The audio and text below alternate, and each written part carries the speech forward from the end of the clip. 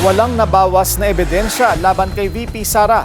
Ito ang giit ng lead house prosecutor matapos ipaalis ng depensa ang ilang documentary evidence ng prosekusyon. Narito ang agenda report ni Dexter Ganibe. Live din mula sa Senado. Dexter, anong update?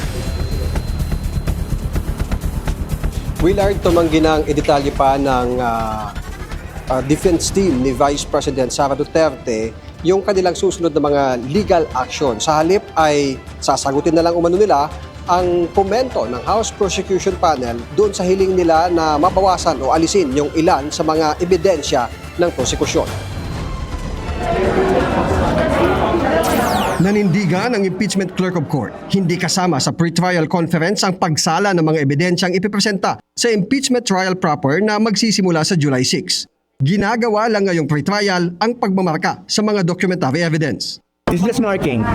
Questions on the admissibility of evidence will have to be determined during trial. Sa answer na sinumite ng kampo ni VP Sara sa Senate Impeachment Court noong June 1, 28 documentary evidence ang pinapaalis nila sa mga isinumite ng prosekusyon para sa 4 na articles of impeachment. Kabilang narito ang ilang COA DepEd report, supplemental affidavit ni Ramil Madriaga na may petsang April 11, 2026 at ang video nito, affidavit ni dating Senador Antonio Trillanes IV at ang salin ng bise mula sa mga taong 2007 hanggang 2012 at 2016 hanggang 2024.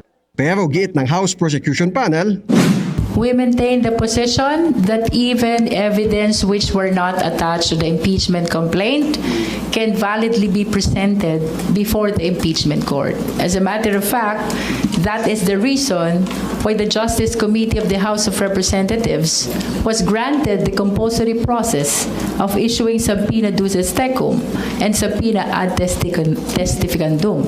It will be highly inconceivable if the evidence gathered in the exercise of this compulsory process will not be considered by the Justice Committee and even by the House of Representatives. Willard, yung 28 documentary evidence na pinatatanggal ng depensa ay ito yung mga sinasabi nila na hindi kasama dun sa original attachment ng dalawang impeachment complaints.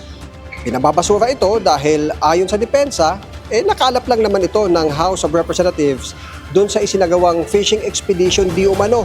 Ito yung pagsasagawa di umano ng mini trial sa House of Representatives at yung mini trial na yan ay siyang subject ng petisyon ng depensa na nakabinbin ngayon sa Korte Suprema.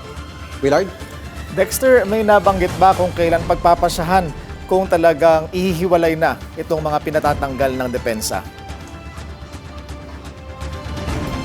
Ang banggit sa atin, nagkasundo din naman, sabi ng clerk of court ng impeachment court, si Atty. Renato Bantog, maging itong si Atty. Michael Powa, ang tagapagsalita at isa sa mga lead counsel ni VP Sara, na tatalakayin nila ito pagsapit na ng July 6 sa trial proper. Willard?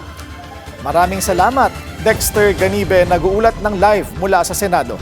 Manatiling nakatutok sa Bilyonaryo News Channel, sumubaybay sa aming social media accounts at mag-subscribe sa aming YouTube channel para sa mga eksklusibong balita at storya.